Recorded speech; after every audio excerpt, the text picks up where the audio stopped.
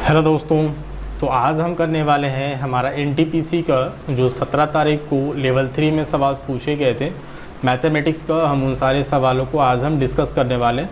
यहाँ पे हम देखेंगे कि जो क्वेश्चंस का लेवल है वो बहुत अच्छे पूछे गए हैं और इसी लेवल को आपको कहीं ना कहीं आगे ग्रुप डी में भी और इसी लेवल को वहाँ पे दोस्तों ग्रुप डी में भी वो लोग मेंटेन करने वाले हैं। तो इसीलिए हम ये सीरीज़ लेकर के आए हैं कि आप लोग इसको ज़रूर देखें और चीज़ों को समझें, क्वेश्चन को समझें कि किस तरह के सवाल को किस तरीके से हम सोल्व कर सकते हैं। तो चलिए दोस्तों शुरू करते हैं। दोस्तों यहाँ पे देखेंगे ये जो सवाल है हमारा पूछे गए हैं 17 तारीख को और ये पूछे गए सेकंड शिफ्ट में लेवल 3 के सवाल हैं और आज हम इसी पेपर का सॉल्यूशन करने वाले हैं। तो चलिए शुरू करते हैं। अब यहाँ पे दोस्तों 13 नंबर जो सवाल है यहाँ से हमारा मैथमेटिक्स का पोर्शन शुरू होता है और इसमें कह रहा है क्वेश्चन नंबर 13 में कि बिंदु Q से किसी वृत्त पर खींची गई स्पर्श रेखा की लंबाई 21 सेंटीमीटर है। यानी कोई वृत्त है, उस वृत्त पे एक स्पर्श रेखा खींचा जा रहा है। कहाँ से? तो बिंदु Q से। तो कोई बिंदु है जिसका नाम Q है और यहाँ से हम एक स्पर्श रेखा वृत्त पे खींच रहे हैं और वृत्त पर जहाँ पे स्पर्श रेखा टच करता है वहाँ पे हम मान लेते हैं कि वो बिंदु A में हमारा। तो कह रहा है कि जो स्पर्श रेखा की लंबाई है वो कितना है? 21 सेंटीमीटर है।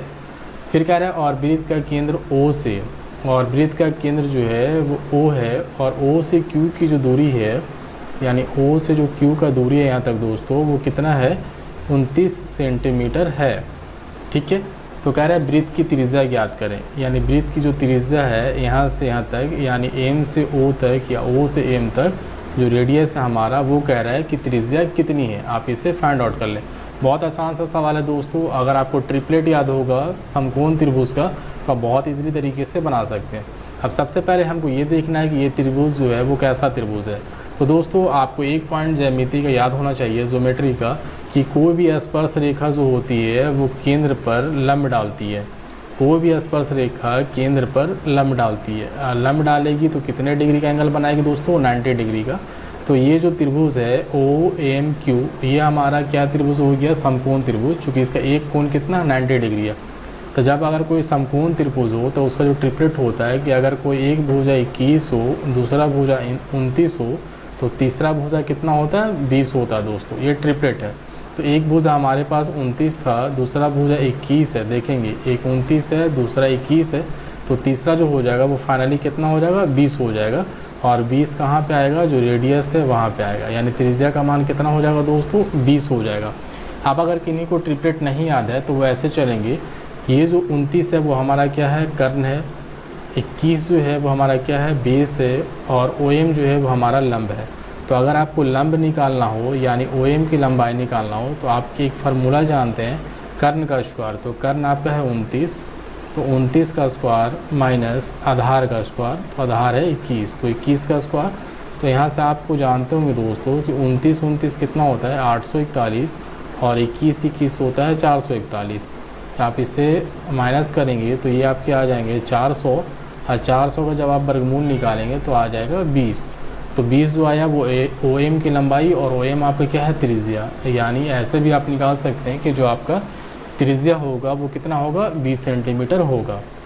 बढ़ेंगे आज की अगली सवाल की तरफ। अगला सवाल जो है दोस्तों वो भी काफ़ी अच्छा है। यहाँ से देखेंगे आपसे एक समीकरण दे दिया गया है और कह रहा है कि जो समीकरण है 2x² minus 3x plus a बराबर 0, इसका जो मूल्य है वो आपका दिया गया है कि 1:2 है। मूल्य यानी अल्फ़ा और बीटा। अल्फ़ा का मान है रेशियो में, कह रहा है कि रेशियो में 1 है और जो दूसरा मूल्य है यानी बीटा वो रेशियो में कितना है? 2 है। आप जानते हैं दोस्तों कि अगर रेशियो है तो रेशियो को हटा के हम x से उसे गुना कर सकते हैं। तो अगर 1 को हम x से गुना कर दें तो x आ जाएगा। 2 को रेशियो हटाएँ तो x से गुना करेंगे तो 2x आ जाएगा। यानी हम कह सकते हैं कि अल्फ़ा का जो वैल्यू है वो x है और बीटा की जो वैल्यू है वो 2x है। तो फिर आपसे आगे कहता है a की वैल्यू निकालें, यानी a का मान हमको निकालना है। अब दोस्तों यहाँ से आप एक चीज़ जानते हैं कि मूलों का योगफल यानी अल्फ़ा प्लस बीटा एक फार्मूला जानते हैं -b/a। तो -b/a तो -3 है, तो माइनस ये वाला रह जाएगा और b का मान है -3 और a का मान है 2। तो ये आ जाएगा माइनस माइनस प्लस यानी 3/2। फिर आप जानते हैं मूलों का गुणनफल यानी अल्फ़ा इंटू बीटा बराबर होता है c/a। तो सी कितना है दोस्तों, सी जो है वो आपका ए है और ए के यहाँ पे आपका कितना है 2 है, यानी अल्फ़ा इंटू बीटा का वैल्यू होगा a/2। अब यहाँ से आप दोस्तों देखेंगे यहाँ से आपका क्या दिया हुआ, अल्फ़ा प्लस बीटा का वैल्यू आपको दिया हुआ कितना 3/2। आप यहाँ से कर लें अल्फ़ा प्लस बीटा जो है 3/2 हमारा मालूम है। तो यहाँ देखते हैं अल्फ़ा और बीटा का मान हमें कितना मिल जाएगा। तो अल्फ़ा और बीटा दोनों का मान जोड़ दें, यानी x प्लस 2x जोड़ दें। यहाँ से हम ऐसे लिख दे रहे हैं अल्फ़ा प्लस बीटा का जो वैल्यू है यहाँ पे हमारा है 3/2, तो 3/2 हम लिख रहे हैं। लेकिन यहाँ पे जो है देखेंगे अल्फ़ा की वैल्यू है x और बीटा की वैल्यू जो है वो 2x है दोस्तों। यहाँ से देख लें बीटा की वैल्यू जो है वो 2x है और अल्फ़ा की वैल्यू क्या थी, x थी। तो x प्लस 2x यानी 3/2। अब यहाँ से x प्लस 2x हो गया, 3x बराबर 3/2। यहाँ पे 3x बराबर 3/2 था, 3 से 3 कैंसिल हो गया, तो x बराबर यहाँ पे आपका बच जाएगा दोस्तों 1/2। चूँकि ऊपर में 1 है तो 1/2। तो यहाँ पे जो दोस्तों अल्फ़ा है, अल्फ़ा का मान जो हो जाएगा वो 1/2 और बीटा है जो 2x है, इसका मान कर लेंगे। x की वैल्यू आपने निकाला 1/2, तो 2 इंटू 1/2 यानी कैंसिल हो जाएगा कितना 1, यानी बीटा का वैल्यू यहाँ से आ गए 1। अब यहाँ से दोस्तों आप एक चीज़ निकाले हैं, देखिएगा अल्फ़ा इंटू बीटा का मान है a/2 और अल्फ़ा इंटू बीटा, अल्फ़ा का मान यहाँ से दे दें। अल्फ़ा का मान आप यहाँ पे निकाले हैं जो है कितना है 1/2, तो 1/2 इंटू बीटा का मान आप यहाँ से निकाल चुके हैं 1, तो 1 डाल दें बराबर है a/2। तो a से इधर कट जाएगा दोस्तों, ऊपर में क्या है इधर 1 इंटू 1 बच गए और इधर a बच गए, यानी a का मान आप यहाँ से सिंपली कह सकते हैं कि a का मान जो है वो हमारा कितना 1 है। यहाँ से आप a की वैल्यू 1 टिक आउट कर लेंगे और जो आपका किस में दिया हुआ है, ऑप्शन नंबर 4 में दिया गया है। ठीक है दोस्तों, बढ़ेंगे आज की अगली सवाल की तरफ। अगला जो सवाल है दोस्तों वो सवाल नंबर है 25 जो है प्रॉफिट एंड लॉस चैप्टर से और बहुत ही आसान सा सवाल है। खैर एक वस्तु को 4125 रुपये में बेचने पर, यानी अगर कोई वस्तु है तो उसको हम 4125 रुपये में बेच रहे हैं, तो कह रहा है कि ए को 10% का लाभ होता है। तो ये सेलिंग प्राइस है और कह रहा है 10% का लाभ होता है। तो क्रैमूल जब निकालना हो तो 10% की होल वैल्यू जो होती है वो 110% होता है। और जब बिक्रैमूल दिया रहे, क्रैमूल निकालना हो तो बिक्रैमूल में होल वैल्यू को पलट के गुना करते हैं, यानी 10% का लाभ पे बेचेगा तो कितना पे बेचेगा 110 पे, तो 110% यानी 110/100, तो 100 को ऊपर लिखेंगे और 110 को हम नीचे लिखेंगे, ये हमारा निकल जाएगा क्रैमूल। फिर कह रहा है कि 18% लाभ प्राप्त करने के लिए उस वस्तु को किस मूल्य पर बेचेगा। तो इतना हमारा क्रैमूल है और हमको कितना लाभ लेना है 18%, तो 18% लाभ लेंगे तो हम कितने पे बेचेंगे 118% पे बेचेंगे। तो यहाँ से 118% की वैल्यू 118/100, 100 से 100 कैंसिल आउट हो जाएगा। आप इसे जब कैलकुलेट करेंगे दोस्तों तो आपका जो फाइनली आंसर है वो आ जाएगा 4425। ये आपका निकल जाएगा सेलिंग प्राइस। दोस्तों यहाँ से सिर्फ कैलकुलेशन रह गया, कैलकुलेशन आप कर लें आपका आंसर आ जाएगा। ठीक है, क्योंकि अगर कैलकुलेशन करेंगे तो वीडियो ज़्यादा लंबी हो जाएगी। यहाँ पे आप चलेंगे जो सवाल नंबर अगला है वहाँ। अब दोस्तों यहाँ पे एक अच्छा सा सवाल है, यहाँ पे आपसे कह रहा है कि अपनी समान चाल के 3/5, यानी कोई बंदा है जिसका चाल जो था वो 5 था, लेकिन अब वो किस चाल से चल रहा है 3 से हिसाब से चल रहा है। तो कह रहा है कि कोई जो है अपनी समान चाल के 3/5 चाल से चलते हुए सिमरन 42 किलोमीटर की दूरी 35 मिनट में तय करती है। यानी अगर उसका चाल पहले 5 था लेकिन अभी वो चल रहा है 3 के हिसाब से, तो 42 किलोमीटर की जो दूरी है वो 35 मिनट में तय करती है। तो ये दोस्तों ये जो दिया गया है वो चाल दिया गया है, क्योंकि साफ साफ आप देखेंगे यहाँ पे लिखा हुआ है चाल का, मतलब जो भी चाल था उसका 3/5। तो चाल दिया गया है 3/5। कह रहा है सिमरन 42 किलोमीटर की दूरी 35 मिनट में तय करती है, यानी 42 किलोमीटर का दूरी जो तय करती है वो 35 मिनट में तय करती है। यानी अब जो है चाल उसका कितना है, तो 42, चाल बराबर क्या जानते हैं दूरी बटा समय, तो दूरी 42 और समय जो है 35 मिनट। मिनट को घंटे में बदलने के लिए इसको 60 से मल्टीपल कर देंगे, तो ये आपका निकल जाएगा 7×5 = 35 और 7×6 = 42 और 12×5 = 60, यानी ये हो जाएगा 12×6 = 72 किलोमीटर प्रति आवर। यानी जो चाल है सिमरन का वो अब कितना है 72 किलोमीटर प्रति आवर है। ठीक है, पहले जो चाल था वो 5 था, लेकिन रेशियो में अब जो चाल है वो कितना है, 3 है। तो रेशियो में जो हमारा चाल है 3, लेकिन जो चाल हम निकाल के लेके आ रहे हैं वो कितना निकाल के आ रहे हैं, 72 किलोमीटर प्रति आवर। यानी रेशियो 3 का मान 72, तो रेशियो 1 का मान कितना हो जाएगा, 24 किलोमीटर पर आवर। तो 1 का मान हो गया 24, तो 5 का मान कितना हो जाएगा, 24 × 120 किलोमीटर पर आवर। यानी जो शुरुआती दौर में जो चाल था सिमरन का वो 120 किलोमीटर पर आवर था, लेकिन वो घट करके यानी 3/5 जो हुआ तो उसके हिसाब से अब चाल उसका कितना हो गया, 72 किलोमीटर पर आवर हो गया। अब वो कह रहा है यदि सिमरन अपनी समान चाल से चलती, यानी जो चाल उसका पहले था, तो पहले कितना था, 5 था, यानी एक्चुअल में वो कितना था, 120 था। तो वही कह रहा है कि अगर समान चाल से चलती यानी 120 किलोमीटर प्रति घंटे के हिसाब से चलती तो 27 मिनट में कितनी दूरी तय करती। तो दूरी निकालना है, और दूरी बराबर आप जानते हैं चाल गुने समय। ठीक है दोस्तों, दूरी बराबर आप जानते हैं चाल गुने समय। तो जो क्या कर रहा है सिमरन अपनी समान चाल मतलब जो पहले था, तो पहले का उसका चाल हम कितना निकाल चुके हैं, 120। तो 120 के हिसाब से अगर चलती तो कितने देर में, 27 मिनट में। तो मिनट में यहाँ पे घंटा बदलना होगा, क्योंकि यहाँ पे जो चाल है वो किलोमीटर पर आवर है।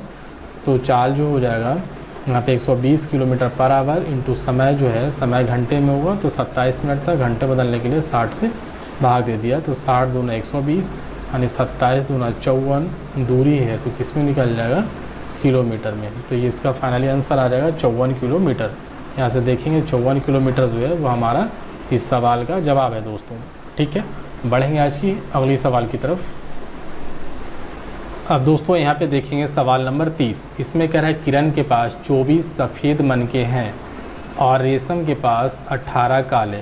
यानी किरण जो है इसके पास 24 सफ़ेद जो है वो मनके हैं और रेशम जो है इसके पास 18 काले मनके हैं। तो कह रहा है अभी मनकों को इस प्रकार व्यवस्थित करना चाहते हैं कि प्रत्येक पंक्ति में मनकों की संख्या समान हो और प्रत्येक पंक्ति में या तो केवल काले मनके हो या केवल सफ़ेद मनके हो। तो मनकों की वह अधिकतम संख्या ज्ञात करें जिसे एक पंक्ति में व्यवस्थित किया जा सकता है। आपको दोस्तों ये कोड पता करना होगा, और जब भी मैं क्लास लेता हूँ तो ये चीज़ बताता हूँ वहाँ पे कि ये वर्ड यूज़ रहेगा अधिकतम संख्या या बड़ी से बड़ी संख्या। जब भी ये वर्ड यूज़ कर दे आपको क्या निकालना है, सीधी मसा निकाल देना। और यहाँ पे देखते हैं अधिकतम संख्या लिखा हुआ, अधिकतम क्या दे या बड़ी से बड़ी संख्या क्या दे, आपको मसा निकालना होगा। तो 24 और 18 का जो मसा होता है यानी HCF होता है तो वो कितना होता है, 6 होता है। और 6 इस सवाल के क्या हो जाएंगे दोस्तों, आंसर हो जाएंगे, जो ऑप्शन नंबर आपका 4 दिख रहा है।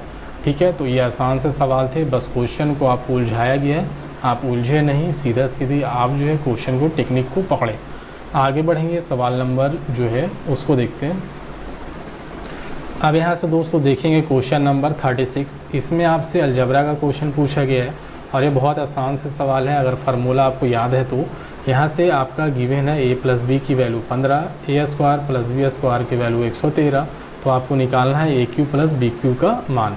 आपको एक चीज़ याद होगा अलजबरे में जब आप पढ़ते होंगे तो AQ + BQ का जो वैल्यू होता है या जो फार्मूला होता है वो a + b the whole cube minus 3ab into a + b, ये फार्मूला होता है दोस्तों। AQ + BQ का फार्मूला होता है। अब यहाँ से दोस्तों AQ + BQ का हमको वैल्यू जो है वो फाइंड आउट करना।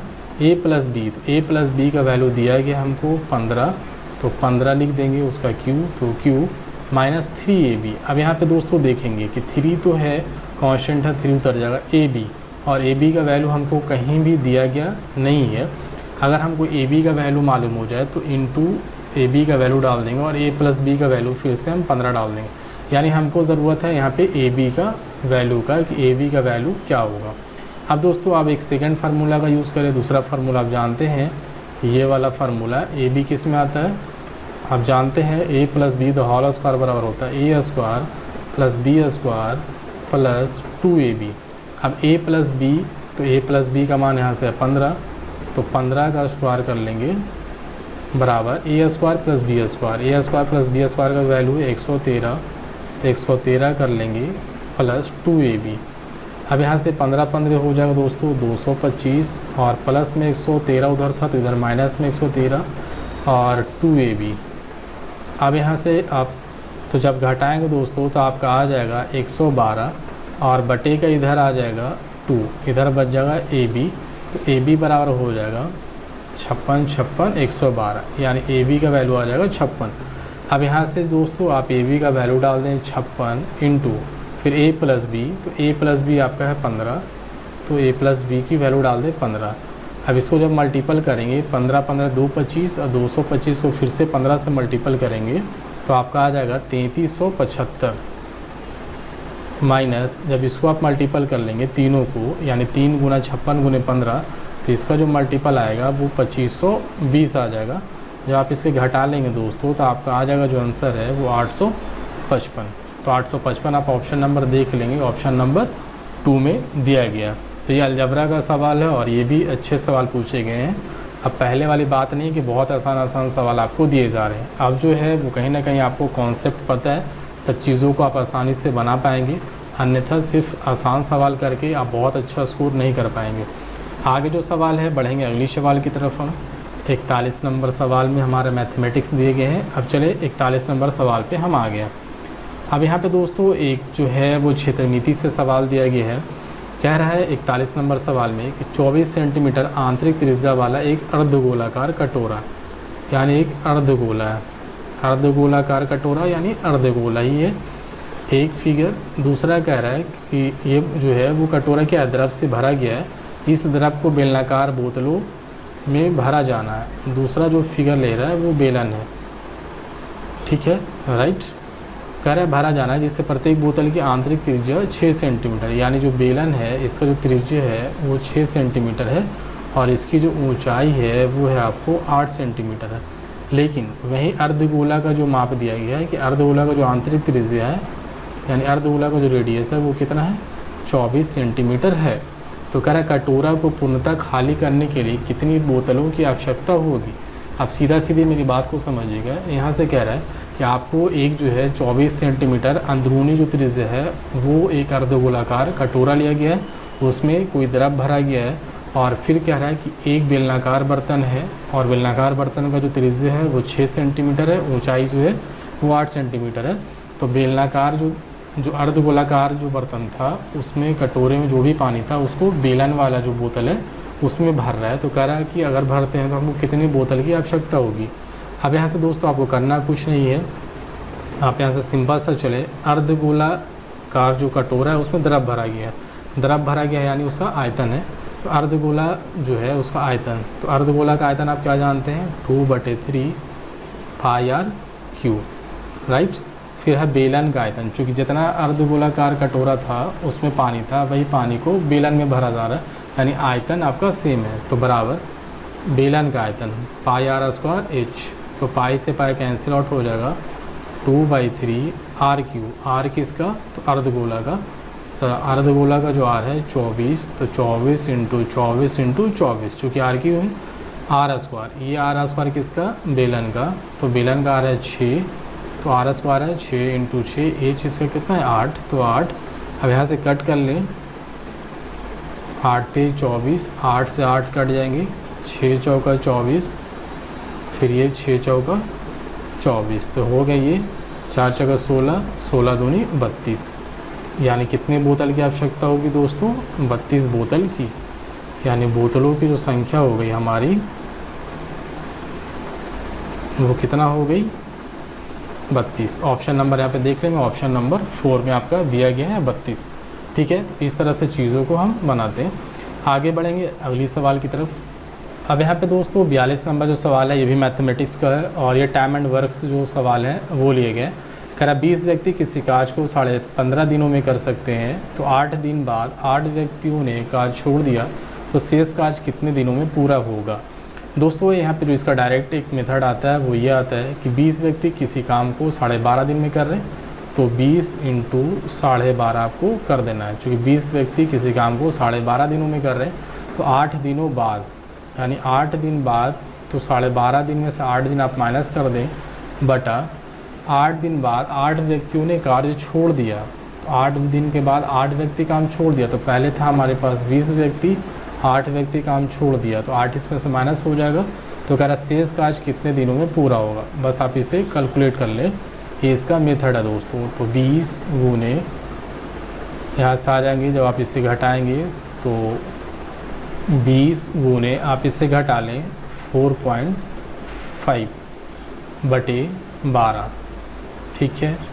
ये आपके आ जाएंगे 5 चौका 12, 3 चौका 12 और 3 से काट दें 1.5, तो 15 पचे 75 यानी 7.5, यानी कितने दिनों में पूरा कर लेंगे, 7.5 दिनों में पूरा कर लेंगे। और यहाँ से आपके करेक्ट जो आंसर है वो 7.5 दिन है, ठीक है दोस्तों। तो इस तरह के सवाल के लिए हम इस तरह का जो मेथड है, इस मेथड का हम अप्लाई करते हैं। बाकी जो हमारा चैप्टर चल रहा है वहाँ पे हम आपको सारे सवाल चैप्टर वाइज बहुत अच्छे तरीके से बता रहे हैं और आगे आने वाले चैप्टर में बताते रहेंगे। इसके बाद जो अगला सवाल है दोस्तों वो हम देखेंगे।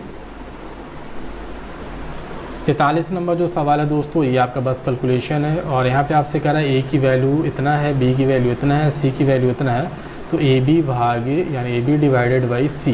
तो ए जो है वो आप 77/99 और गुना बी, तो बी का वैल्यू है 13/47 और भाग जो है सी, तो भाग जो है वो सी का वैल्यू है 34/33। अब दोस्तों ये बहुत आसान सा सवाल है, आप लोग जानते हैं 17/99 गुने 13/47 और भाग में क्या होता है दोस्तों, गुना में कन्वर्ट होता है और चीज़ें क्या होती है पलट जाती है, तो 33/34। बस ये आपका कैलकुलेशन है, कैलकुलेशन आप कर लेंगे, आपका जो करेक्ट आंसर है वो 13/282 यहाँ से आ जाएगा, ठीक है। सिर्फ कैलकुलेशन के लिए दिया गया है ये सवाल। अब ये दोस्तों काफ़ी अच्छा सवाल है और ये भी क्षेत्रमिति से पूछे गए हैं। यहाँ पे कह रहा है 9 सेंटीमीटर ऊंचाई वाले एक ठोस लंबवृत्तीय बेलन, यानी बेलन का बात कर रहा है दोस्तों। अब बेलन का जब बात कर रहा है तो इसका कुछ ना कुछ मेज़रमेंट दिया गया है, उसका माप दिया गया कि क्या है 9 सेंटीमीटर ऊंचाई वाले, यानी एच जो है वो दिया गया है कि 9 सेंटीमीटर है। कर पृष्ठीय क्षेत्रफल जो है वो 704 सेंटीमीटर स्क्वायर है। तो आप बेलन का पृष्ठीय क्षेत्रफल जानते हैं दोस्तों कि बेलन का जो पृष्ठीय क्षेत्रफल जो होता है वो क्या होता है 2πr × h+r, और ये हमारा दिया गया, ये कितना दिया गया है 704 के बराबर है। यानी बेलन का पृष्ठीय क्षेत्रफल जो है, संपूर्ण पृष्ठीय क्षेत्रफल वो है 704 दिया गया है, लेकिन हम जानते हैं कि फार्मूला क्या होता है 2πr × h+r। आप इसे कैलकुलेट कर लें, 704 बराबर 2 गुने 22/7 इंटू आर की वैल्यू नहीं है तो आर रहने देंगे, एच जो है वो 9 है प्लस आर नहीं है, आर यहाँ पे रहने देंगे।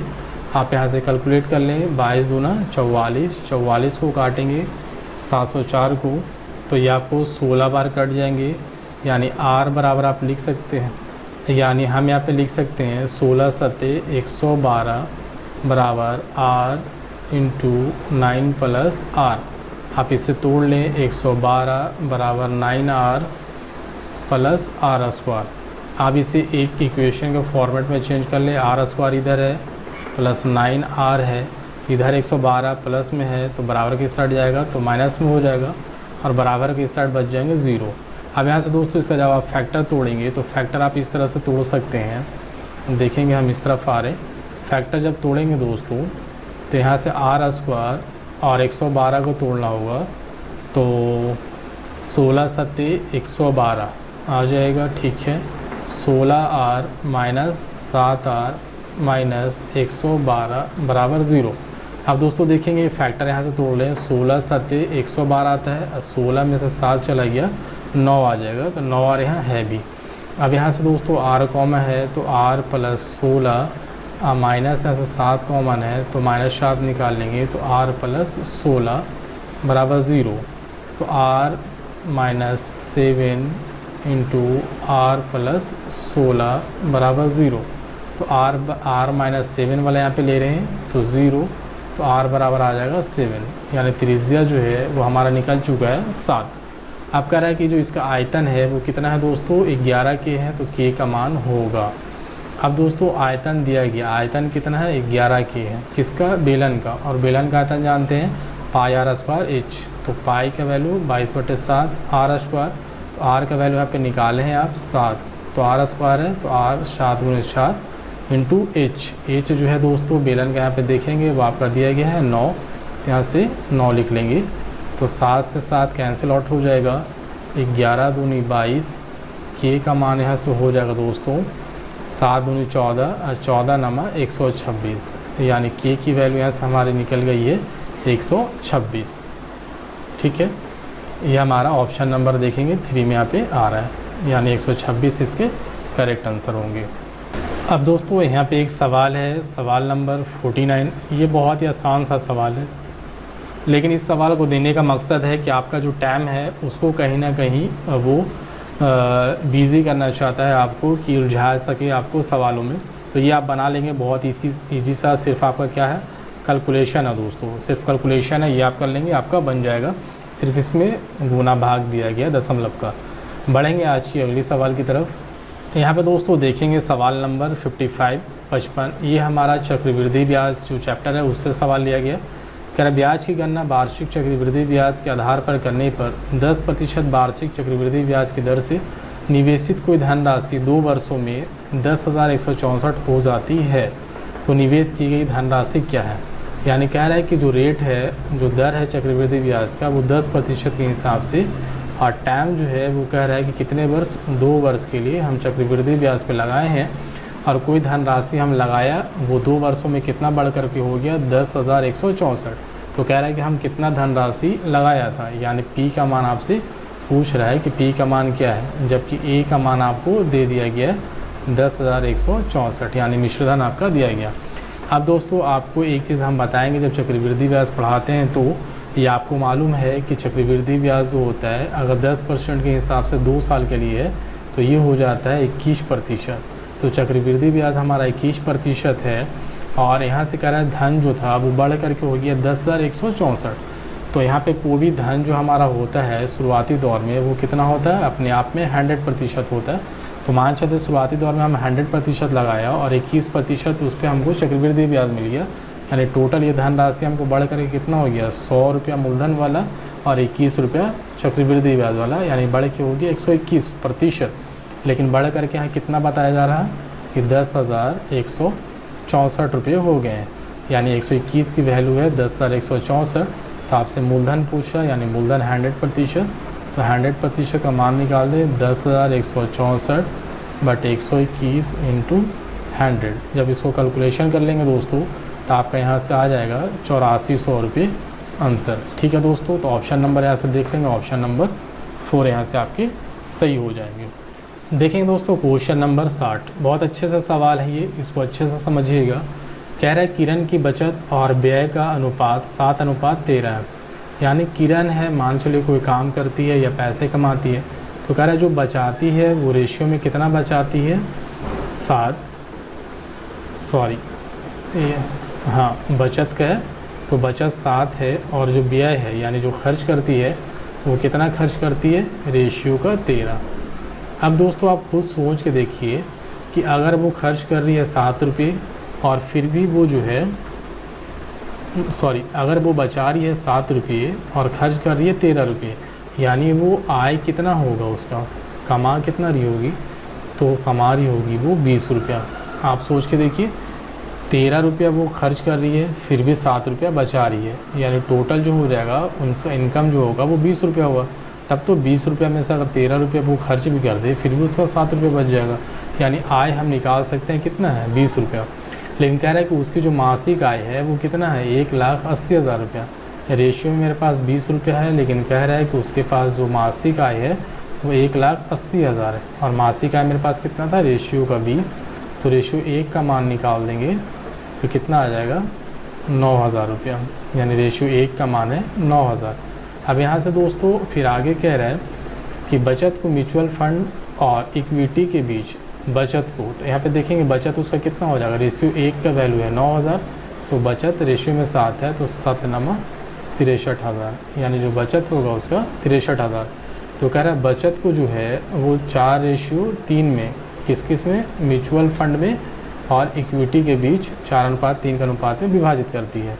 यानी अगर उसका बचत है 63,000 तो इस 63,000 को वो 2 पार्ट में इन्वेस्ट करती है, यानी विभाजित करती है। पहला है म्यूचुअल फंड, ठीक है, और दूसरा है इक्विटी शेयर, ठीक है, और किस रेशियो में, 4:3 में।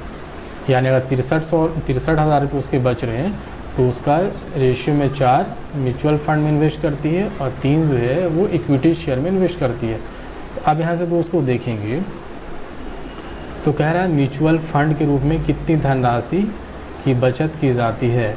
अब यहाँ से दोनों देखेंगे, म्यूचुअल फंड और इक्विटी में टोटल मिला के कितना है, 4 और 3 7, लेकिन है कितना दोस्तों, दोनों का मिला करके उसके पास टोटल यहाँ पे उसके पास 63,000 है, और टोटल वो कितना 63,000 को किस रेशियो में डिवाइड करिए, 4:3 में। यानी 4:3 का मतलब है उसके पास 7 है, लेकिन उसके पास है कितना 63, तो 7 रेशियो का मान हो गया 63,000, तो रेशियो 1 का मान हो गया 9×7=63, यानी फिर से 9,000 रुपया। अब आपसे पूछ क्या रहा था दोस्तों कि म्यूचुअल फंड के रूप में कितनी धनराशि की बचत की जाती है। तो म्यूचुअल फंड में वो कितना का बचत कर रहा है, रेशियो में 4 है। यहाँ पे रेशियो 1 का मान कितना है, 9,000, तो रेशियो 4 का मान हो जाएगा 9×4=36,000। तो इसका जो करेक्ट आंसर हो जाएगा दोस्तों वो कितना हो जाएगा, 36,000। तो ऑप्शन नंबर 3 में देख लेंगे आपका कितना है, यहाँ पे 36,000 दिए गए हैं। ठीक है दोस्तों, अगली सवाल जो है दोस्तों मेरा पूछा गया है ज्यामिति से और एडवांस चैप्टर का है, बहुत ही अच्छे सवाल से, आप चीज़ों को अच्छे से समझेंगे। कह रहा है कि एक त्रिभुज जो है जिसका नाम है ABC एक त्रिभुज है। चले हम डायग्राम से आपको दिखाते हैं चीज़ों को। ABC एक त्रिभुज है, कह रहा है जिसमें DE समानांतर है BC के समानांतर कोई रेखा है जिसका नाम है DE। कह रहा है AB को D पर, यानी जो DE रेखा है वो AB को D पर और AC को E पर प्रतिच्छेदित करती है।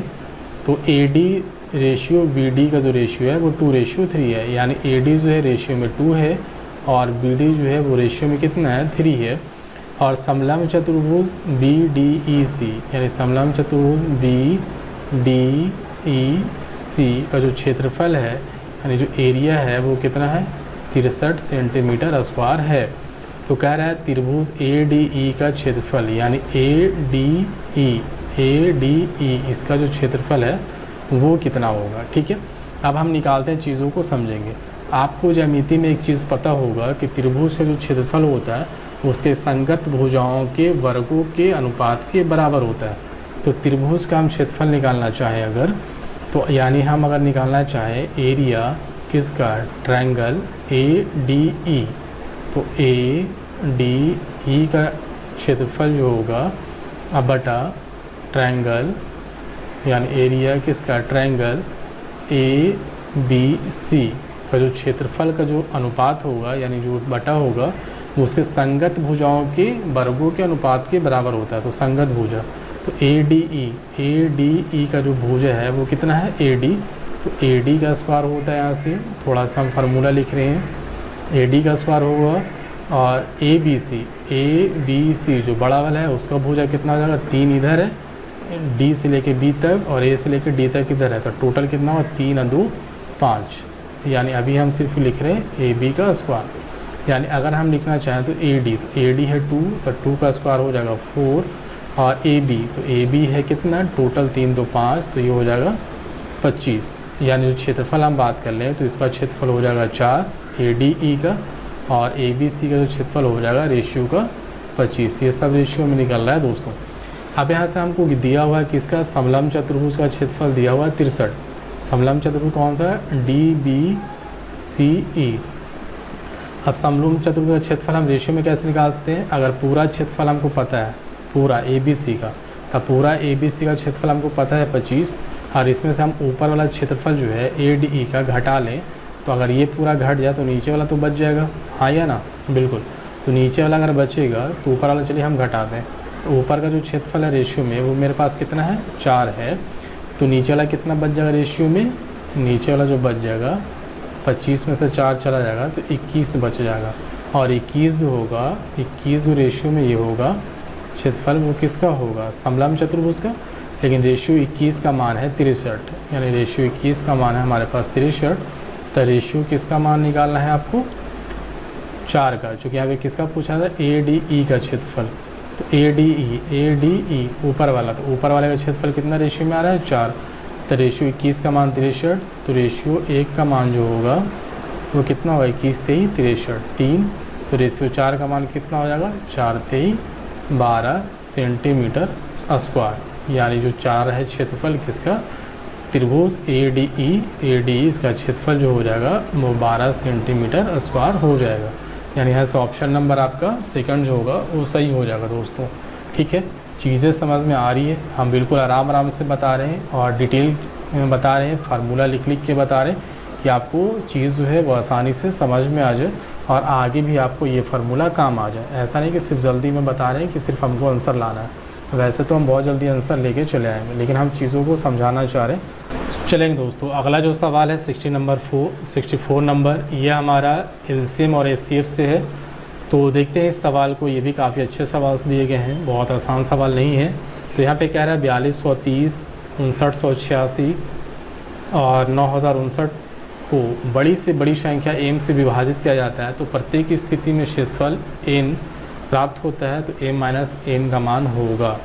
यानी आपसे कह रहा है कि 4230, 5986 और 9056 को बड़ी से बड़ी संख्या m है उससे विभाजित करते हैं, तो जो शेषफल आएगा वो शेषफल n होता है। तो m माइनस n का वैल्यू हमको निकालिए। तो सबसे पहले इसको करना क्या होगा, ये दोनों का आप अंतर निकाल लें। तो ये दोनों का जो अंतर हो जाएगा वो 1756 हो जाएगा। फिर ये दोनों का अंतर निकाल लें, तो ये दोनों का जो अंतर हो जाएगा वो 3073 आ जाएगा। और फिर ये दोनों का क्या निकाल लें दोस्तों, HCF निकाल लें। तो ये दोनों का आप HCF निकाल लेंगे, इसका और इसका। HCF जो आपका आएगा वो 439 आएगा। तो 439 एक ऐसा संख्या होगा कि 439 से अगर आप इसमें भाग दीजिएगा तो जो शेषफल आएगा वही शेषफल 439 आप इसमें दीजिएगा तो भी आएगा, और 439 से 9059 में भाग दीजिएगा तो भी वही शेषफल आएगा।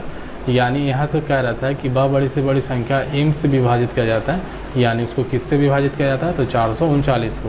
यानी m का वैल्यू हमको यहाँ से मालूम हो जाएगा कितना, 439। तो कह रहा है कि जब विभाजित करते हैं तो प्रत्येक स्थिति में जो है वो शेषफल कितना बचता है, n बचता है।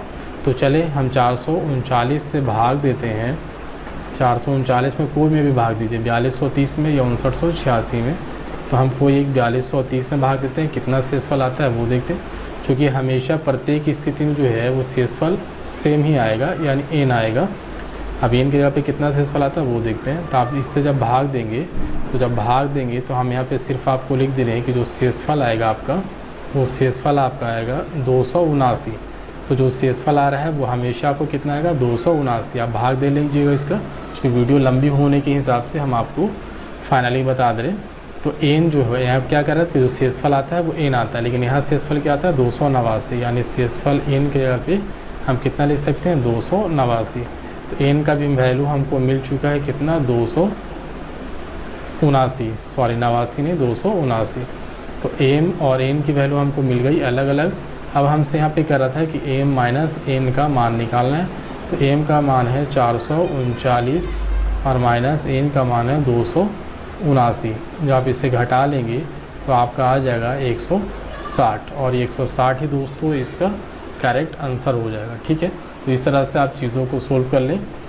यहाँ पे दोस्तों एक देखेंगे समय और दूरी के हिसाब से, यानी उसी चैप्टर से दिया गया है, और ये बहुत ही नॉर्मल सा सवाल है, आप लोग सभी इससे बना सकते हैं बहुत आसानी तरीके से। यहाँ पे कह रहा है एक छात्र अपने घर से 2.5 किलोमीटर प्रति घंटे की चाल से चलता है और विद्यालय के समय से 6 मिनट बाद अपने विद्यालय पहुँचता है।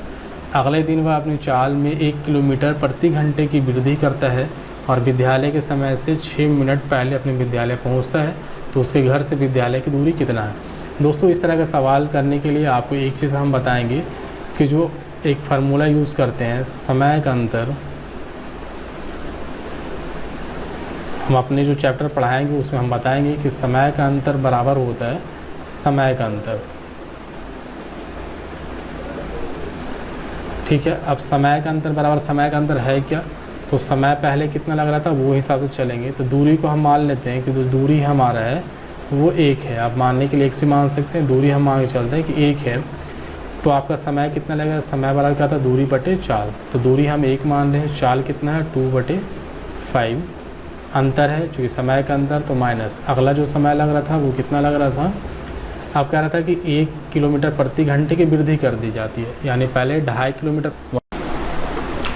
देखेंगे दोस्तों आगे क्वेश्चन नंबर 72। इसमें क्या कह रहा है, बहुत अच्छा सा सवाल है।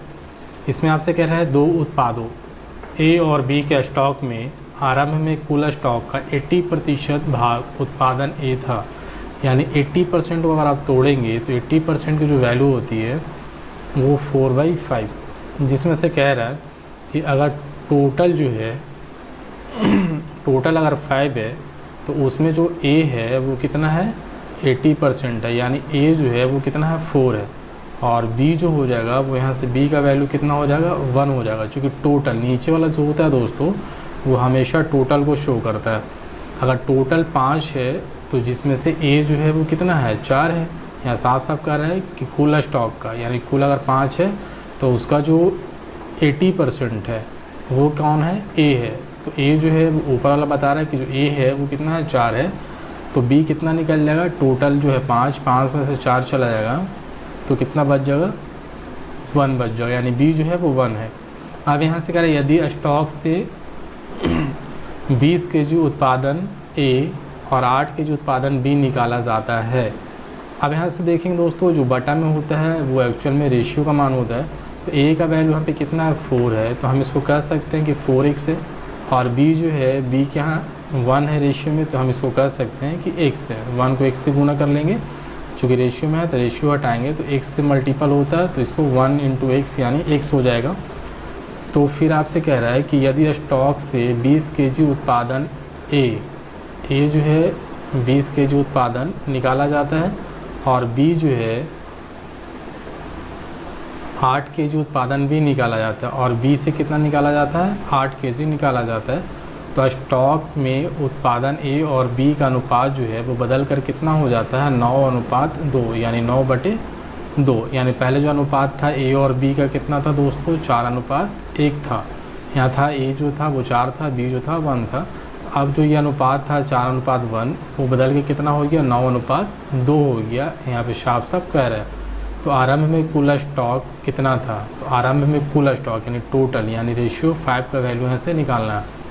अब यहाँ से चलेंगे दोस्तों, इसको कैलकुलेशन कर लेंगे, तो 4 दूना 8x माइनस 20 दूना 40 बराबर 9x माइनस 9 72।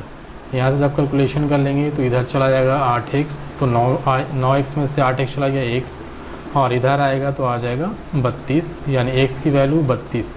अब दोस्तों यहाँ पे जो था 80% की वैल्यू 4/5x, तो x किसके जगह पे लिया है रेशियो 1 की जगह पे, यानी हम कह सकते हैं रेशियो 1 बराबर 32, x बराबर 32 यानी रेशियो 1 बराबर 32।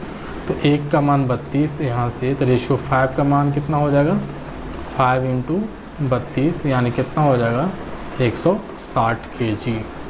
क्योंकि यहाँ पे आपसे क्या पूछा था आरंभ में मतलब प्रारंभिक में टोटल, तो टोटल पहले कितना था आरंभ में 5, तो 5 की वैल्यू कितना हो गई 160 kg। ठीक है दोस्तों, और ऑप्शन में यहाँ पे 160 kg दिया गया है, तो आप ऑप्शन नंबर सेकंड को यहाँ पे टिक आउट कर लेंगे। बढ़ेंगे अगली सवाल की तरफ।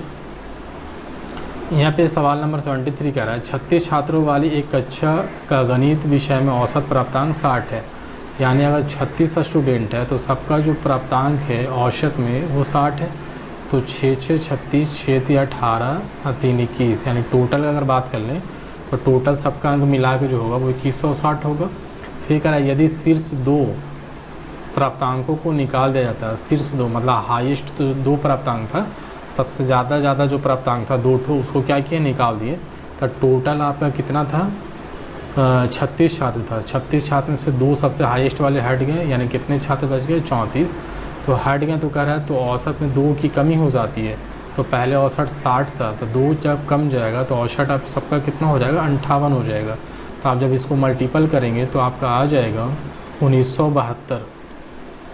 ठीक है दोस्तों, अब यहाँ से आप कितने हाईएस्ट वाले को हटा लिए थे 2 को हटा लिया था, तो 2 हाईएस्ट वाले जो थे उसका कितना हो जाएगा, तो 2160 में से 1972 जब घटा लेंगे आप तो यहाँ पे 188 आ जाएगा। ठीक है, यानी 2 ठो जो हाईएस्ट नंबर वाले आप हटाए हैं और दोनों को जो जोड़ करके आ रहा है वो 188 आ रहा है, जिसमें से कह रहा है दूसरा सबसे अधिक मतलब सेकंड हाईएस्ट जो नंबर था वो 90 था। तो कक्षा में अधिकतम प्राप्तांक कितना था? तो एक जो इसमें 2 ठो में से एक जो सबसे हाईएस्ट था सेकंड हाईएस्ट वो 90 था। तो जो बाकी सबसे ज़्यादा हाईएस्ट था वो कितना प्राप्तांक वाला था? 98। 2 ठो था, 2 ठो में से एक सबसे सेकंड हाईएस्ट था 90, तो सबसे ज़्यादा हाईएस्ट कितना होगा? दोनों में से 1 को घटा लिया तो बच गया जो सेकंड वाला वो। तो ये हो गया सबसे जो हाईएस्ट नंबर था प्राप्तांक वो 98 था। अब दोस्तों यहाँ पे 77 नंबर सवाल आपसे कह रहा है, बहुत आसान सा सवाल है, 11 से डिविजिबल वाले रूल पे आधारित है। तो कह रहा है निम्नलिखित में से कौन सी संख्या 11 से विभाजित है?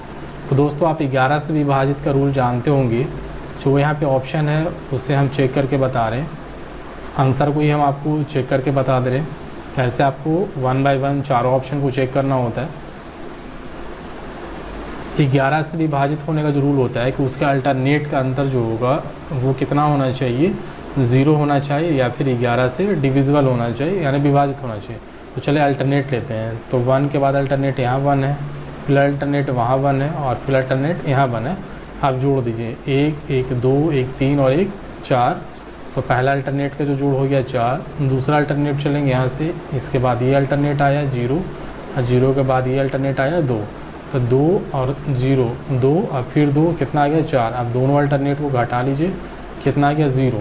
तो 11 से डिविजिबिलिटी का रूल कहता है कि अल्टरनेट का जो अंतर होगा वो 0 हो जाए या फिर 11 का मल्टीपल हो जाए, तो वो पूरी संख्या क्या होती है? 11 से विभाजित होती है। यानी ये जो संख्या होगी वो हमारे 11 से विभाजित हो जाएगी। क्यों? चूँकि दोनों अल्टरनेट का जो अंतर है वो हमारा 0 यहाँ पे फाइनली आ जा रहा है।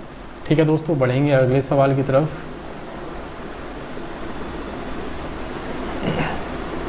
अब दोस्तों यहाँ पे देखेंगे सवाल नंबर 80। यहाँ पे आपसे कह रहा है कि ब्याज की गणना वार्षिक चक्रवृद्धि आधार पर करने पर 2000 रुपये की धनराशि 10% वार्षिक दर से 2 वर्ष में प्राप्त कीजिए।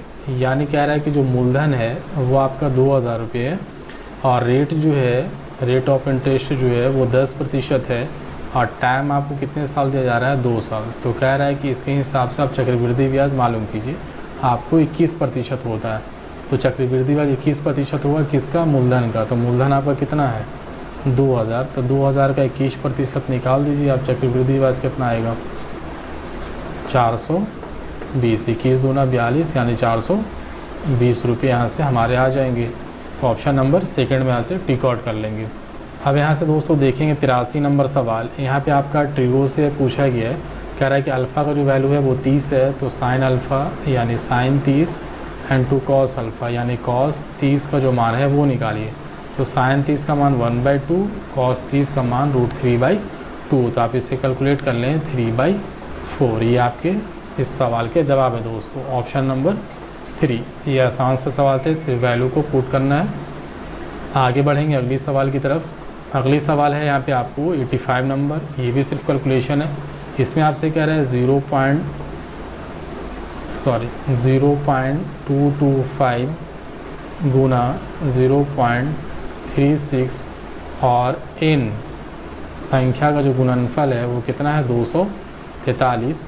तो कह रहा है n का मान निकालें। तो n का मान निकालना है तो 243 और जो इधर गुना में है वो इस तरफ किस में चला जाएगा? भाग में चला जाएगा। तो 0.225 इंटू 0.36। आप जब इससे कैलकुलेट कर लेंगे तो आपका आंसर आ जाएगा 3000। आप इसे सिर्फ कैलकुलेशन कर लीजिए दोस्तों, आपका ऑप्शन जो है वो 3 यहाँ से मैच कर जाएगा यानी 3000।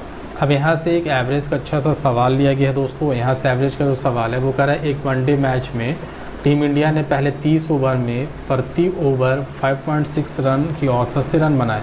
यानी पहला का 3 मैच खेल रहा है तो प्रत्येक जो ओवर है उसमें 5.6 रन बना रहा है। यानी इस हिसाब से इसको टोटल कितने रन बना पा रहे हैं? वो 168 रन बना पा रहे हैं। फिर कह रहा है शेष 20 ओवरों में 320 रन के कुल लक्ष्य को पूरा करने के लिए टोटल टारगेट कितना है? उसको टोटल कितने रन मारने हैं? 320 रन मारने हैं। कितने ओवर में? 50 ओवर में। ठीक है दोस्तों। अब यहाँ से कह रहा है कि 30 ओवर पहले खेला है जिसका रन रेट जो था वो 5.6 था। यानी 30 ओवर में वो अभी तक कितना रन मार चुका है? वो 168। उसको टोटल टारगेट कितना मारना है? 320। तो 320 में से 168 वो मार चुका है। यानी अभी उसको कितना और बनाने हैं? आप यहाँ से घटा लेंगे तो 2 आ गए, 5 और 1, 152 रन उसको और चाहिए, 152 रन उसको और मारने हैं। और 152 रन कितने ओवर में मारने हैं दोस्तों? चूँकि शेष 20 ओवरों में मारने हैं, यानी 20 से हम क्या कर लेंगे, इसको डिवाइड कर देंगे। तो 7 दूनी 14, 6 दूना 12 और 10 से डिवाइड हो जाएगा चूँकि नीचे ये, तो 7.6 रन रेट हो जाएगा इसका। प्रति ओवर जो होगा वो उसको कितना मारना होगा, 7.6 रन मारना होगा प्रति ओवर के हिसाब से। तो ऑप्शन नंबर यहाँ पे सेकंड जो है वो आपका सही हो जाएगा। यहाँ पे दोस्तों एक क्वेश्चन नंबर 91 है और इसका शायद ऑप्शन जो है वो थोड़ा सा यहाँ पे मिसमैच होगा, आंसर नहीं इसका आ पाता है, लेकिन चलिए इसका हम बनाते हैं। आपका जो सही आंसर आना चाहिए वो हम बता रहे हैं आपको। कह रहा है कि 8000 और 8500 के बीच आने वाली वह छोटी से छोटी संख्या जो 12, 14, 16 और 35 और 84 से विभाजित करने पर क्रमशः 4, 6, 8, 27 और 76 शेषफल प्राप्त होते हों तो x में दहाई का अंक ज्ञात कीजिए। अब दोस्तों यहाँ से सबसे पहले आपको ये घटा लेना होता है, क्योंकि देखते हैं कि अंतर सेम आता है या नहीं। तो 12 में से 4 ये 8, 14 में से 6 ये 8, 16 में से 8 ये 8, 35 में 27 ये 8, 84 में 76 ये 8। यानी हम देख रहे हैं कि जो अंतर है दोस्तों वो हमेशा क्या आ रहा है, सबका अंतर क्या आ रहा है, सेम आ रहा है। ठीक है, तो जब सबका अंतर सेम आता है तो जिससे हमको भाग देना होता है, जिससे विभाजित करना होता है, उसके हम एलसीएम को निकालते हैं। जब आप इसका एलसीएम को निकालेंगे, जब इसका एलसीएम निकालेंगे दोस्तों आप, तो इसका एलसीएम जो आएगा वो 1680 आएगा। तो 1680 एलसीएम आएगा, लेकिन आपको हर बार कितना से इससे यहाँ पे बच रहा है, जो अंतर आ रहा है 8, तो अंतर को घटा लेते हैं। तो अंतर को घटाएंगे तो वो हमको संख्या मिल जाएगा। तो 1680 में से हम 8 घटा लेंगे तो 1600 कितना मिलेगा, 72। यानी 1672 एक ऐसी संख्या होगा जिसको हम 12 से, 14 से, 16 से, 35 और 84 से भाग दें तो हर हाल में हमको कितना शेष बचेगा, आपको 4, 6, 8, 27 और 76 क्रमशः आपको शेष बचते हैं। ठीक है दोस्तों, यानी संख्या जो हमारा होगा वो 1672। अब यहाँ से कह रहा है कि वो संख्या 1672 नहीं होना चाहिए, वो संख्या किसके बीच होना चाहिए, तो 8000 और 8500 के बीच होना चाहिए। अब इसको हम कितना से गुना कर दें कि 8000 या 8500 के बीच में आ जाए। अगर हम इसको 5 से मल्टीपल करते हैं तो 8000 या 8500 के बीच में आएगा। तो चलिए 5 से गुना करते हैं, तो 5 दूना 10, 7 5 35, 1 36, 3, फिर 5 6 30, 3 33, अब 5 के हम 5 3 8, देखेंगे 8360 जो दोस्त है वो 8000 और 8500 के बीच में हमारा है, यानी ये संख्या हमारा होगा। अब इसी संख्या को हम x के नाम से जानते हैं, क्योंकि कह रहा है कि x जो संख्या है वही संख्या 8000 और 8500 के बीच में आता है। तो वो x जो कौन सा संख्या आ रहा है वो 8360। तो कह रहा है जो x होगा उसमें दहाई का अंक ज्ञात करें। तो इकाई दहाई के अंक पे कौन सा अंक आ रहा है दोस्तों, 6। लेकिन यहाँ ऑप्शन में देखेंगे दोस्तों 6 कहीं पे भी आपका नहीं दिया गया, इसलिए इस वाले ऑप्शन में थोड़ा सा मुझे डॉट है, इसलिए ये आप अपने हिसाब से देख लीजिएगा। मेरे हिसाब से इसके जो आंसर होने चाहिए थे वो 6 होने चाहिए थे। यहाँ पे दोस्तों ये जो सवाल है ये भी आपका सिर्फ कैलकुलेशन है, उम्मीद है आप ये सवाल कर लेंगे और बहुत आसान सा सवाल है। आप इसे बस जो ब्रैकेट का गुना भाग जोड़ घटाव है, फ्रैक्शन, सरलीकरण, सिंप्लीफिकेशन, वही सवाल यहाँ पे दिए गए। बढ़ेंगे आगे 94 नंबर सवाल। 94 में आपसे कह रहा है कि 14,500 रुपये की धनराशि को 9% वार्षिक साधारण ब्याज की दर से कुल वर्ष के लिए निवेशित किए गए हैं। अब यहाँ से देखें किस ब्याज की दर से लगा रहा है, साधारण ब्याज की दर से। तो इस अवधि के दौरान अर्जित ब्याज 7830 था, निवेशित धनराशि कितनी थी, यानी मूलधन पूछ रहा है। अब दोस्तों यहाँ पे जो है कह रहा है कि 14,500 रुपये की धनराशि, यानी जो मूलधन है वो आपका दिया हुआ है 14,500।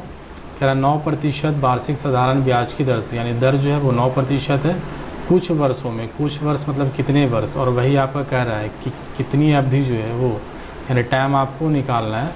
तो आप जानते हैं P × R × T/100, ये जो निकलता है वो किसको देता है, साधारण ब्याज को। और साधारण ब्याज जो मिल रहा है वो कितना मिल रहा है, 7830। तो यहाँ से बस आप कैलकुलेशन कर लेंगे और टी का मान जो है वो आप निकाल लेंगे। यहाँ से टी का मान जो है वो आपका 6 वर्ष आ जाएगा। ये साधारण ब्याज का जो फार्मूला होता है P into R into T by 100, इसी पे आपका सवाल दिया गया दोस्तों। ठीक है, तो इसमें ज़्यादा कोई परेशानी वाली बात नहीं है, सिंपल सा फार्मूला यूज़ करें, आपका आंसर आ जाएगा। अब देखेंगे ये एक अच्छा सा सवाल है, क्वेश्चन नंबर 95। इसमें कह रहा है ए और बी नामक दो बच्चे के पास कुछ टॉफ़ियाँ थी, यानी ए और बी जब दोनों को मिलाते हैं तो दोनों के पास कुछ टॉफ़ियाँ थी, यानी हम मान चलते हैं दोनों के पास एक टॉफ़ी होगा। कह रहा है यदि ए के पास 8 टॉफ़ी है, यानी ए के पास जो है 8 टॉफ़ी है और बी के पास कुछ टॉफ़ियों के 50%, सॉरी कुल टॉफ़ियों के 50%। कह रहा है बी के पास कुल टॉफ़ी का 50%, तो बी के पास कुल टॉफ़ी कुल कितना है, ए और बी मिला के x है, तो बी के पास कुल का 50% मतलब आधा, हाफ।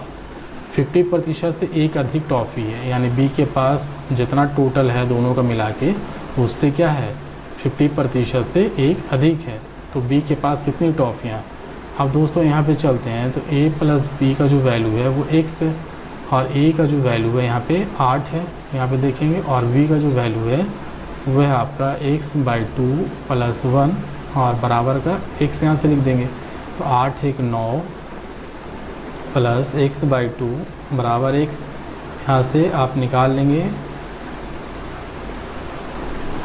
9 बराबर x माइनस x/2, तो 9 बराबर यहाँ से बच जाएगा x/2, x बराबर यहाँ से हो जाएगा 9 दूनी 18, यानी x का वैल्यू आ गया 18, यानी a और b दोनों के पास मिला करके टोटल कितनी टॉफ़ी थी 18, यानी a और b के पास मिला करके टोटल जो टॉफ़ी थी वो 18 था, लेकिन a के पास कितना था 8, तो a के पास 8 था तो b के पास कितना होगा 18 माइनस a, यहाँ से लिख सकते हैं, तो b के पास जो होगा वो 18 माइनस 8 बराबर कितनी टॉफ़ी होगी 10 टॉफ़ी, और ये 10 टॉफ़ी जो है दोस्तों आपके यहाँ से आंसर है। ठीक है दोस्तों, यहाँ से दोस्तों सिर्फ एक कैलकुलेशन है और इसमें करना कुछ नहीं है, देखेंगे ये आप उम्मीद है कर लेंगे। यहाँ से कह रहा है 5/6 गुना 3/7 प्लस बाई बराबर 29/63 दिए गए हैं, तो आपसे कह रहा है कि 10/-1 का वैल्यू आप निकालें। आप यहाँ से कैलकुलेट कर लें, 3 दूना 6, 5/14 प्लस बाई बराबर 29/63, तो बाई का वैल्यू यहाँ से निकालेंगे दोस्तों, तो 29/63 माइनस 5/14, यानी इसे जब आप कैलकुलेट कर लेंगे तो यहाँ से बाई का जो वैल्यू आएगा दोस्तों वो आ जाएगा 13/126। ठीक है, कैलकुलेशन आप कर लेंगे, 13/126 आएगा बाई का वैल्यू, तो आपको यहाँ से निकालना था 10/-1, तो 10 गुना बाई का वैल्यू 13/126 माइनस 1, तो 13 दहाँ 130 हाँ माइनस 126, तो ये हो जाएगा आपका 4/126 2, और फिर यहाँ से हो जाएगा 63, यानी 2/63, ये आपके इस सवाल के आंसर हो जाएंगे। और यहाँ से आपको इस सवाल का आंसर देख रहे हैं 2/63। ठीक है दोस्तों, तो ये आसान से सवाल है, सिर्फ कैलकुलेशन करना है, बाई का मान निकाल के अगले में हमको पुट कर देना है। अब दोस्तों यहाँ पे देखेंगे 100 नंबर सवाल में, यहाँ से पाइप एंड टंकी का जो सवाल है वो कह रहा है ए और बी जो है, अगर ए किसी टंकी को 30 घंटे में भरता है तो बी उसी टंकी को कह रहा है कि अपने अगर अकेले काम करे तो वो 45 घंटे में भरेगा, लेकिन सी के बारे में कह रहा है कि सी पूरी टंकी को वो अकेले 8 घंटे में खाली कर लेगा। फिर कह रहा है कि तो अकेला सी को 8 घंटे के लिए खोला जाता है। अब यहाँ से देखिए मेन कॉन्सेप्ट यहीं पे पकड़ना है कि सी को 8 घंटे के लिए खोला जाता है, तो सी यानी जो टंकी सी है वो पूरे टंकी को 8 घंटे में खाली करता है, तो 1 घंटे में कितना करेगा 1/8, सॉरी यहाँ पे जो है दोस्तों वो आपका कह रहा है सी पूरी टंकी को 20 घंटे में खाली करता है, यानी सी पूरे टंकी को 20 घंटे में खाली करता है, तो 1 घंटे में सी कितना खाली करेगा 1/20, चूँकि पूरा टंकी को खाली करता है 20 घंटे में, तो 1 घंटे में खाली करेगा 1/20। लेकिन कह रहा है तो सी को जो अकेला है वो 8 घंटे के लिए खोला जाता है, 1 घंटे में 1/20 खाली करेगा, तो 8 घंटे में कितना खाली कर लेगा 8 से मल्टीपल कर लेंगे, यानी 2/5। अब फिर कह रहा है आपसे, और फिर एक ही समय पर ए और बी एक साथ खोल दिया जाता है। अब पाइप ए और बी को एक साथ टंकी को पूरी तरह से भरने में कितना समय लगे। अब कह रहा है कि ये जो खाली हुआ ना टंकी का 2/5 भाग, अब इसको भरेगा कौन भरेगा, तो ए और बी दोनों मिल के भरेगा। तो इसको जो खाली हुआ वाला जो भाग है वो ए और बी मिल के कितने देर में भर देगा। अब सबसे पहले हम देखते हैं कि ए और बी अगर पूरा टंकी को भरना चाहे तो कितने देर में भरेगा, पूरे टंकी को बात कर रहे हैं। तो 30 घंटे में ये भरता है और 45 घंटे में बी भरता है। तो 30 × 45 और 30 + 45 यानी 75। आप इसे काट लें तो 6 × 5 = 30 और 15 × 5 = 75 और 15 × 3 = 45 यानी 18 घंटे में ये जो है ए और बी पूरे टंकी को भरेगा। तो ए और बी पूरे टंकी को, अगर पूरा टंकी खाली है तो 18 घंटे में भरेगा। इन टंकियाँ भी कितना खाली है, जो सी था वो कितना खाली कर चुका है, 2/5। तो 2/5 को कितने घंटे में भरेगा, चूँकि पूरा भरता था 18 घंटे में, तो 2/5 को कितने घंटे में भरेगा, आप यहाँ से भाग दे दिए। 18 दूनी 36/5, तो 5 × 7 = 35 और 5 दूना 10 यानी 7.2 घंटे में जो सी खाली किया है 2/5 भाग उसको भर देगा ए और बी दोनों मिल के। बढ़ेंगे आज की अगली सवाल की तरफ। तो यहाँ पे इसका आंसर आप टिक आउट कर लेंगे 7.2। अगला जो सवाल है दोस्तों वो आसान से है और ये एवरेज वेलोसिटी जो होता है औसत चाल उससे पूछा गया है। कह रहा राकेश कार द्वारा 50 किलोमीटर की चाल से 2 घंटे यात्रा करता है। अब एक फार्मूला आपको आना चाहिए यहाँ से कि औसत चाल बराबर होता है कुल दूरी बटे कुल समय। आप इस फार्मूले को याद रखेंगे, कुल दूरी बटे कुल समय। तब कुल दूरी वो कितना कवर कर रहा है, देखिए तो 50 किलोमीटर प्रति घंटे के हिसाब से 2 घंटे जा रहा है, यानी 1 घंटे में जाता है 50 किलोमीटर, तो 2 घंटे में कितना जा रहा है वो 100 किलोमीटर। किससे, तो कार से। फिर अगला जो जा रहा है वो तो कह रहा बाइक से जाता है 35 किलोमीटर प्रति घंटे के हिसाब से 2 घंटे तक। तो 1 घंटे में 35 किलोमीटर जाता है, तो 2 घंटे में बाइक से कितना चला गया, 35 दूना 70। फिर कह रहा है और 100 किलोमीटर प्रति घंटे की चाल से रेलगाड़ी से 4 घंटे में। अब 1 घंटे में 100 किलोमीटर का स्पीड से जाता है 4 घंटे तक, तो टोटल कितना कवर कर लेगा, 400 किलोमीटर। तो टोटल दूरी आपका हो गया, ऊपर में टोटल सबको जोड़ देंगे। टोटल समय चूँकि हम बता रहे हैं नीचे में क्या होता है कुल समय, तो कुल समय कितना लगे, 2 घंटे, 2 4 घंटे, 4 कितना 8 घंटे।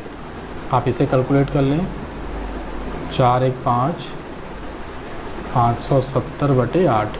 आप इससे भाग दे दें, आपका आ जाएगा आंसर 71.25 किलोमीटर/आवर। ये आपका ऑप्शन नंबर देख लेंगे सेकंड में। बढ़ेंगे अगले सवाल की तरफ दोस्तों।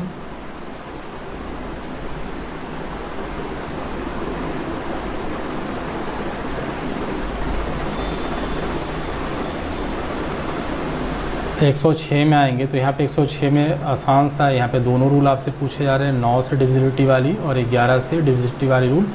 अब कह रहा है कि निम्नलिखित में से कौन सी संख्या 9 और 11 दोनों से पूर्णतः विभाजित है, यानी जो संख्या और 4 ऑप्शन दिए गए वो 9 से भी कट जाए और 11 से भी कट जाए, तो वो संख्या कौन है। तो आपको 11 से डिविजिबिलिटी का रूल मैंने अभी आगे बताया था जो सवाल थे। अब यहाँ से एक और ऑप्शन आता है कि 9 से कटने का, तो यहाँ पे देखेंगे जो आंसर आ रहा है सही आंसर आ रहा है उसी को हम चेक करके आपको बता रहे हैं। बाकी एग्जामिनेशन हॉल में 1 बाय 1 सारे ऑप्शन को चेक करना होता है। तो 9 से विभाजित होने का मतलब है कि वो संख्या 3 से भी विभाजित होना चाहिए, ठीक है। और 3 से विभाजित होने का मतलब है कि जो टोटल संख्या जो है सबको अगर जोड़ दें तो वो 3 से कट जाए। सब संख्या को जोड़ दी, 1 और 9, 10, 10 और 8, 18। तो सबको अगर हम जोड़ते हैं तो 18 आता है, और 18 जो है वो 3 से क्या होता है, कट जाता है। तो 18 3 से कट रहा है, यानी पूरी संख्या भी क्या होगी, 9 से कटेगी। यानी ये जो संख्या है वो क्या है, 9 से विभाजित है, ठीक है। 9 से विभाजित क्यों है, क्योंकि इस संख्या के अंकों का जो योग है वो 3 से विभाजित है। तो अगर संख्या के अंकों का योग 3 से विभाजित है तो वो संख्या 9 से भी अवश्य विभाजित होती है। तो 3 से विभाजित हो रही है, इसके अंकों का योग यानी 9 से भी कट गया। अब हमको देखना है 11 से विभाजित है या नहीं, तो आप इसे देखिए। 11 से विभाजित रूल मैंने बताया था, अल्टरनेट का जो अंतर होगा वो 0 हो जाए या फिर 11 का मल्टीपल हो जाए। तो अल्टरनेट का अंतर ले रहे हैं, तो 1 के बाद 0, 0 के बाद 8, तो 8 0 8 8 1 9। फिर यहाँ से चलेंगे, इसके बाद अल्टरनेट है 9 और 0, यानी ये भी 9, दोनों का जो अंतर है 9 में से 9 गया 0। तो अल्टरनेट का अंतर यहाँ पे भी 0 आ रहा है, यानी 11 से भी विभाजित है। यानी ये जो संख्या हम चेक करें तो 9 से भी विभाजित है और 11 से भी विभाजित है। तो यही आपके आंसर हो जाएंगे दोस्तों।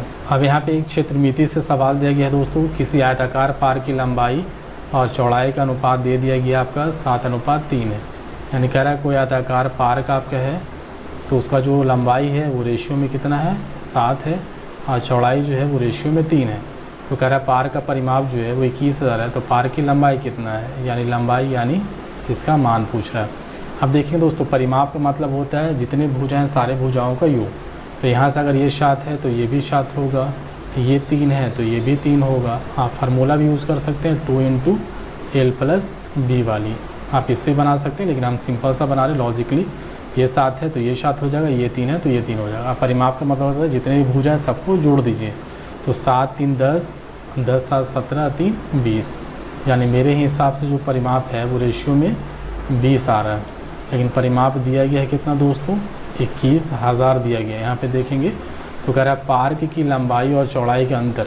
तो लंबाई है 7 और चौड़ाई है 3, तो 7 और 3 का अंतर हमसे पूछा जा रहा है, यानी रेशियो 4 का मान। तो रेशियो 4 का मान हमको निकालना है। तो रेशियो 20 का मान है 21,000, तो रेशियो 4 का मान कितना होगा, देखिएगा 20 को 4 बना रहे, क्यों, क्योंकि अगर इधर हम 5 से भाग दे दें तो 20 किस में कन्वर्ट हो जाएगा, 4 में। तो इधर अगर 5 से भाग देंगे तब 4 आएगा, तो इधर भी हम 5 से क्या कर देंगे, भाग दे देंगे। तो 5 से जब भाग दीजिएगा तो आपका जो आंसर आ जाएगा वो कितना आ जाएगा, 4200 मीटर। यानी दोनों का जो अंतर है लंबाई और चौड़ाई का अंतर जो 4 है, तो रेशियो 4 का मान कितना आ जा रहा है, 4200। ये आपके करेक्ट आंसर हो जाएंगे। यहाँ पे दोस्तों देखेंगे ये आसान सा सवाल है और यहाँ पे सिर्फ आपका कैलकुलेशन और कुछ नहीं है। अगर यदि किसी संख्या के, तो संख्या मान लेंगे x, तो संख्या का 27.5%, तो 27.5% को आप ऐसे लिख सकते हैं। और जो मान है वो 11 है, तो संख्या क्या है, यानी x का मान यहाँ से निकाल देना आप, बस कैलकुलेशन कर लीजिए, आंसर आपका जो है 40 वो यहाँ से आपका आ जाएगा दोस्तों।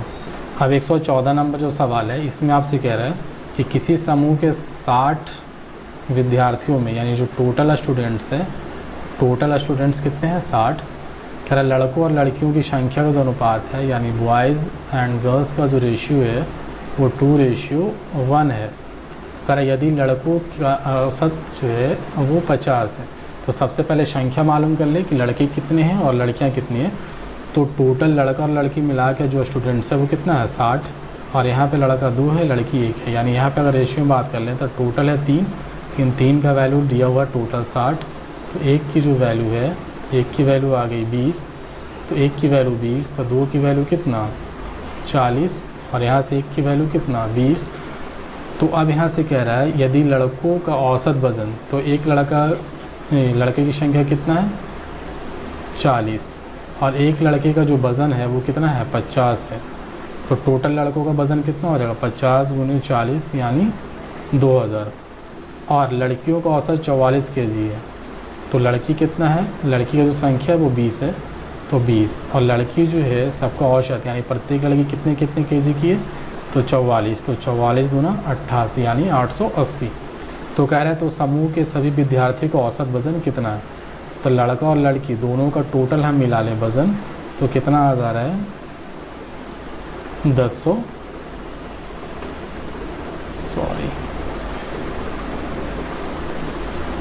2880। लड़के और लड़कियों के टोटल हम वज़न मिला लें तो 2880। अब कह रहा है कि उसका औसत निकालिए, तो टोटल औसत जो होता है, एवरेज जो होता है, वो जितना है टोटल वो लिख लेंगे, और टोटल जितना विद्यार्थियों की संख्या उसे डिवाइड कर देंगे। तो विद्यार्थी टोटल कितना था, लड़का लड़की मिला के 60, तो 60 से डिवाइड कर दीजिए, आपको आंसर मिल जाएगा। तो ये कट के आ जाएगा 6 से, 6 चौका 24 और 4 8 यानी 48, तो 8 6 के 48, यानी आपको मिल जाएगा 48। तो इसके करेक्ट आंसर हो जाएंगे 48। ठीक है दोस्तों, बढ़ेंगे अगले सवाल की तरफ। अब यहाँ से एक क्षेत्रमिति का सवाल है और काफ़ी अच्छा है। कह रहे किसी समषष्ठभुज मतलब 6 भुजा होंगी और 6 भुजा क्या होंगे, बराबर बराबर होंगे आपके। ठीक है, इस तरह से आपको समषष्ठभुज ले लेना है। कह रहा है कि जो समषष्ठभुज है इसके प्रत्येक जो भुजा है वो कितना है 2√3 है। तो दिए गए षष्ठभुज के क्षेत्रफल निकालें। तो षष्ठभुज जो है यानी सब भुजा बराबर है, तो 2√3 ये भी होगा, तो 2√3 ये भी होगा, 2√3 ये भी होगा। यानी षष्ठभुज में जो होता है दोस्तों सब जो त्रिभुज बनता है वो क्या होता है समबाहु त्रिभुज बनता है, ठीक है। और टोटल कितने त्रिभुज बनते हैं 6 बन जाते हैं। अब यहाँ से दोस्तों चलेंगे, एक समबाहु त्रिभुज का जो क्षेत्रफल होता है √3/4 गुने भुजा का स्क्वायर। तो भुजा कितना है 2√3, तो 2√3 ये हो गया एक समबाहु त्रिभुज का क्षेत्रफल। लेकिन षष्ठभुज में कितने भुजा होते हैं 6, यानी 6 समबाहु त्रिभुज होता है, तो 6 से मल्टीपल कर लेंगे। यहाँ से एक चीज़ और देखेंगे, √3/4 गुने भुजा का स्क्वायर होता है, तो भुजा का स्क्वायर ये कर लें। अब इसको कैलकुलेट कर लें दोस्तों, 2 दूना 4, 4 3 12, और इसको ऐसे लिख लें √3/4 × 12 × 6, तो 4 3 12, तो 6 3 18 और √3 यानी कितना आ जाएंगे 18√3 इसके करेक्ट आंसर आ जाएंगे, ठीक है। आसान सा सवाल था क्षेत्रमिति का। अब यहाँ से क्वेश्चन नंबर 116 जो है ये भी क्षेत्रमिति का ही सवाल है, और इसमें आपसे क्या कह रहा है, कह रहा है राजेश को 12 इंच लंबा, यानी एल जो है वो 12 इंच है, और बी जो है चौड़ाई जो है वो 8 इंच है, और ऊंचाई जो है वो 10 इंच है। कह रहा है कि ऊंचा बॉक्स बनाने के लिए कुल कीबोर्ड ख़रीदना है, कुछ कीबोर्ड ख़रीदना है, बॉक्स बनाने के लिए कितने कीबोर्ड्स की आवश्यकता होगी। तो बॉक्स जो बनाया जाता है यानी उसके क्षेत्रफल। तो जो बॉक्स होता है दोस्तों देखेंगे आप, हम फिगर से आपको दिखाना चाहेंगे। बॉक्स जो होता है वो आपके घनाकार होते हैं। आप किसी भी बॉक्स को देखें या संदूक को देखें, वो आपका क्या होता है एक घनाकार होता है। तो वही कह रहा है कि इसमें कितने टोटल कीबोर्ड की आवश्यकता होगी। तो बॉक्स यानी घनाभ है। अब घनाभ का जो क्षेत्रफल होता है वो होता है 2 × LB + BH + LH। अब ऐसे 2 × L कितना है 12, B कितना है 8, प्लस B है 8, H है 10 प्लस H है 10, और आपका L है 12। आप इसे कैलकुलेट कर लें, आपका आंसर आ जाएगा 12 × 96 प्लस 10 × 80 प्लस 12 दहाँ 120। आप कैलकुलेट कर लें, 2 × जोड़ लें 120 80 296 यानी 296, मल्टीपल कर लें 6 दूना 12, 9 दूनी 18, 1 19, 2 दूना 4 1 5, यानी टोटल कितने आ गए 592। तो 592 इसके क्या हो जाएंगे आंसर हो जाएंगे दोस्तों। तो एक और यहाँ पे दोस्तों ग्राफ के क्वेश्चन दिए गए हैं। तो यहाँ पे इसे देखते हैं, सवाल नंबर 120। यहाँ पे आपसे कह रहे हैं दोस्तों कि यदि कुल व्यय 63,070 है, यानी टोटल जो खर्च है वो कितना है 63,070 है, तो कह रहा है भोजन एवं विज्ञापन पर हुआ कुल व्यय कितना है। भोजन आप यहाँ से याद करेंगे या लिखेंगे, भोजन प्लस विज्ञापन, ये दोनों का पूछ रहा है कि भोजन और विज्ञापन पर टोटल कितना खर्च हो रहा है। तब देखेंगे भोजन पे कौन है, यहाँ पे लिखा नहीं लेकिन आपको ऊपर में दे दिया गया है। कह रहा है कि लाल हिस्सा विज्ञापन को शो करता है, लाल हिस्सा विज्ञापन को, तो लाल हिस्सा यहाँ पे विज्ञापन को शो कर रहा है, और विज्ञापन पे यहाँ पे कितना शो कर रहा है 15%। तो विज्ञापन पे 15%। अब भोजन पे कितना है दोस्तों, यहाँ पे देखें नारंगी हिस्सा भोजन पर, तो नारंगी यानी ऑरेंज, ये किसको शो कर रहा है भोजन को। तो भोजन पे कितना शो कर रहा है 25%। अब यहाँ पे पूछा कि भोजन प्लस विज्ञापन पर, मतलब भोजन एवं विज्ञापन पर हुआ कुल व्यय, कुल मतलब जोड़ करके, तो टोटल दोनों पे कितना हो रहा है 25 और 15 कितने हो गए 40% का मान आपको निकालना है। अब देखेंगे दोस्तों टोटल जो है वो खर्च हो रहा है कितना 63,070, और टोटल प्रतिशत में जब ग्राफ में आप पढ़ते हैं तो टोटल प्रतिशत में वैल्यू कितना है 100% होता है। तो 100% आपका टोटल दिया गया है प्रतिशत में, लेकिन यहाँ पे टोटल का वैल्यू कितना दिया गया है 63,070। तो 100% की वैल्यू 63,070, तो आपको निकालना है भोजन और विज्ञापन यानी 40% की वैल्यू। तो 40% की वैल्यू निकालेंगे तो 63,070 बटे 100 × 40। अब यहाँ से जब इसको निकालेंगे दोस्तों कैलकुलेट कर लेंगे तो इसका आपको आएगा, इससे इसको काट लें, इससे इसको काट लें, इसको आप मल्टीपल कर लें जब इसे आप कर लेंगे तो ये आपका आएगा 25,228। तो 25,228 इसके एक्यूरेट आंसर आएंगे, लेकिन आपको 25,228 चारों ऑप्शन में से कहीं पर नहीं दिखेगा, यानी इसका अप्रॉक्स में वैल्यू दिया है। तो अप्रॉक्स यानी लगभग जो मान यहाँ पे लिया जा रहा है वो आपका कितना लिया जा रहा है 25,000, और 25,000 इसके सही आंसर होंगे। अगर एक्यूरेट आंसर लेगा तो इसके जो करेक्ट आंसर होने चाहिए वो 25,228, लेकिन अगर लगभग में यानी अप्रॉक्स मान लेगा तो उसका मान होने चाहिए 25,000, यानी आपके ऑप्शन नंबर 3 जिसमें 25,000 आपके करेक्ट आंसर होंगे। ठीक है दोस्तों, तो इस तरह से हमने यहाँ पे जितना एनटीपीसी का 17 जून को जो पूछा गया था सेकंड शिफ्ट में लेवल 3 का, वो 35 का 35 सवाल हमने यहाँ पे पूरी क्वेश्चन को बहुत अच्छे तरीके से डिस्कस किया है। और इसी तरह का अगर आपको सॉल्यूशन चाहिए तो आप हमारे चैनल को सब्सक्राइब कर दें, लाइक कर दें और ज़्यादा से ज़्यादा शेयर करें, क्योंकि इस पर हम सारे एनटीपीसी का सवाल जो भी आए हैं मैथ के वो हम आपको बताने वाले हैं। तो ठीक है दोस्तों, फिर मिलेंगे आपसे किसी अगली वीडियो में, तब तक के लिए थैंक यू।